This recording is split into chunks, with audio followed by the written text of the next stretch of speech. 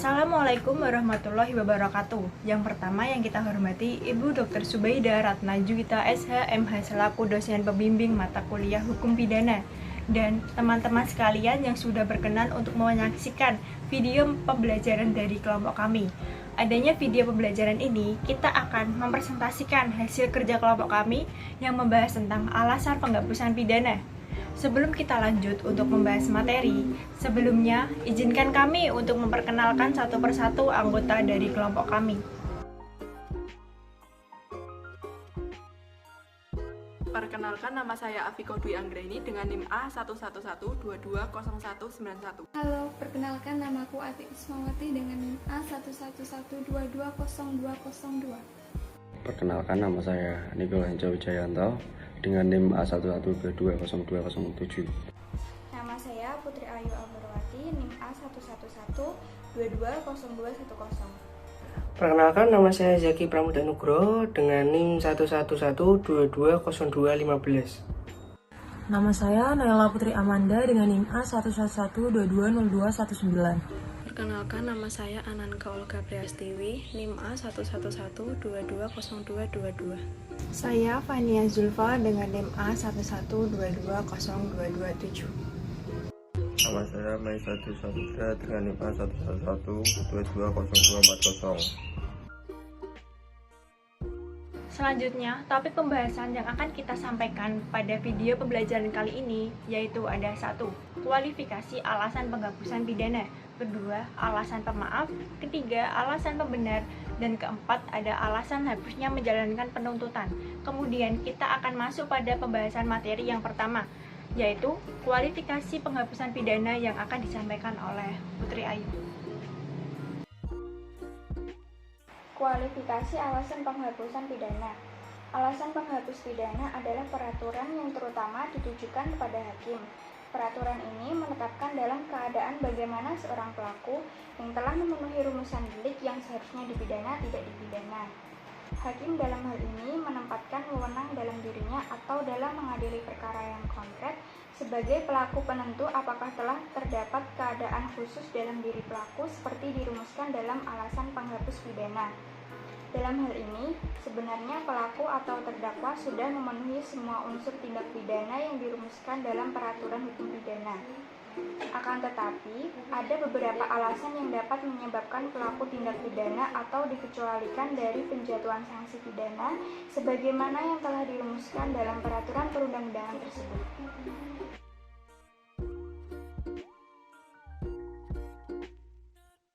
Saya membahas tentang alasan penghapus pidana. Di dalam KUHP meskipun mengatur tentang alasan penghapus pidana, akan tetapi KUHP tidak memberikan pengertian yang jelas tentang makna alasan penghapus pidana tersebut.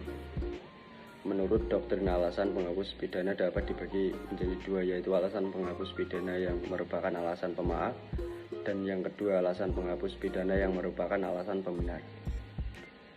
Dan selanjutnya, dengan demikian alasan-alasan penghapus pidana ini adalah alasan-alasan yang memungkinkan orang yang melakukan perbuatan yang sebenarnya telah memenuhi rumusan delik untuk tindak pidana ini dan merupakan kewenangan yang diberikan undang-undang kepada hakim.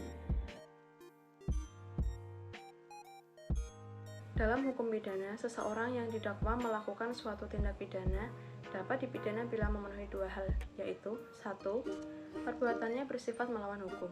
Perbuatan yang didakwakan tersebut harus terbukti memenuhi rumusan tindak pidana yang didakwakan atau melawan hukum formal, bertentangan dengan tata nilai atau norma-norma hukum yang berlaku umum dalam masyarakat atau melawan hukum material, dan tidak ada alasan yang menghapuskan sifat melawan hukum perbuatan tersebut atau alasan pembenar. 2. Pelaku tindak pidana dapat dipertanggungjawabkan atas perbuatan yang didakwakan atau adanya kesalahan pelaku atau perbuatan tersebut dapat dijelaskan kepada pelaku dan tidak ada alasan pemaaf.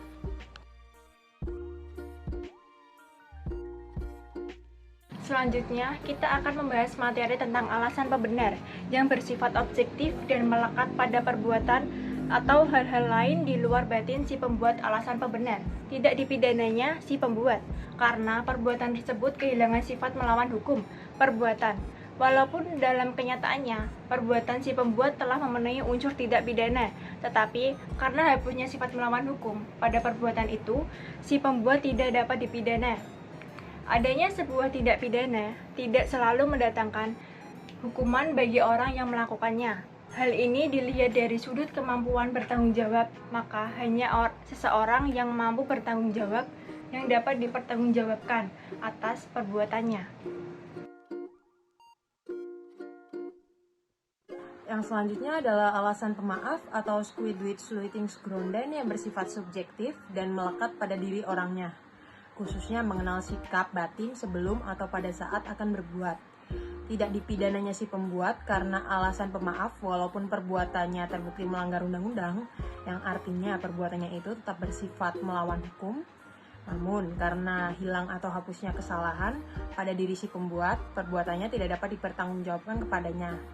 Contohnya dari alasan pemaaf seperti orang gila memukul orang lain sampai luka berat dan dia dimaafkan atas perbuatannya itu.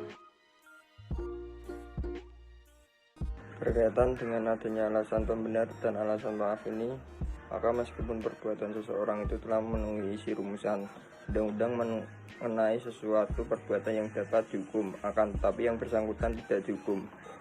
Alasan pembenaran dan alasan pemaaf ini adalah merupakan pembelaan dari pelaku terhadap tuntutan dari perbuatan pidana yang telah dilakukannya, sehingga dapat berfungsi sebagai pelindung bagi terdakwa dan ancaman hukuman.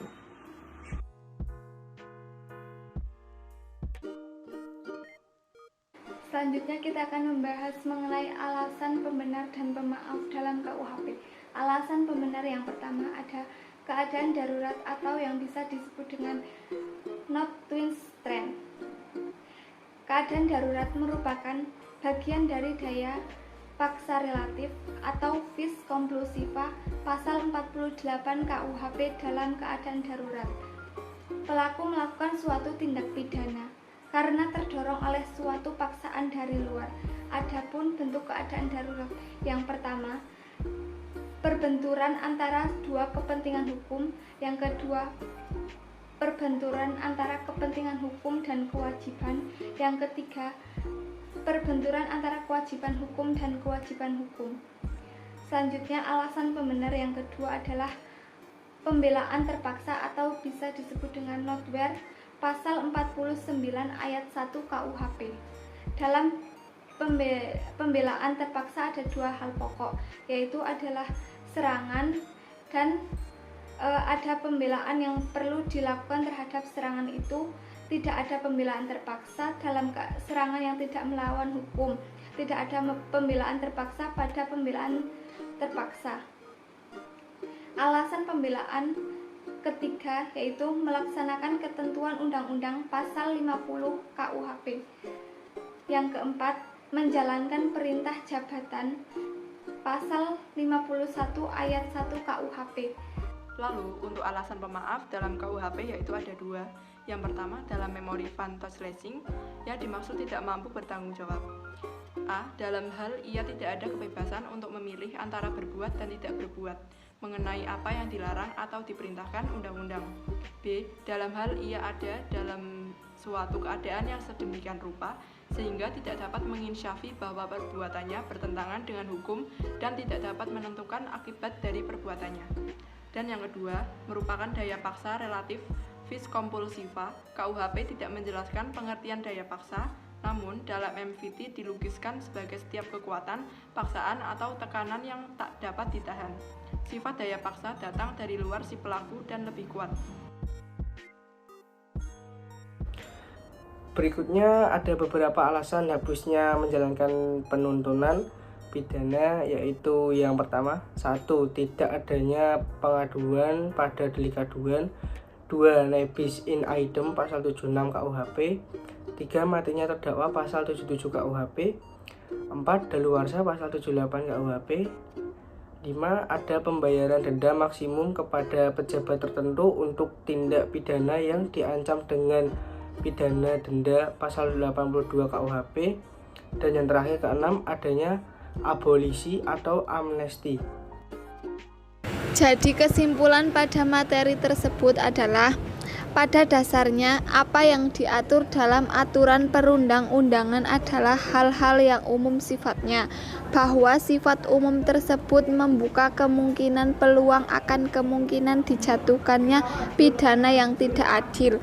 Dengan kata lain, kemungkinan bahwa dijatuhkannya hukuman kepada seseorang yang tidak bersalah.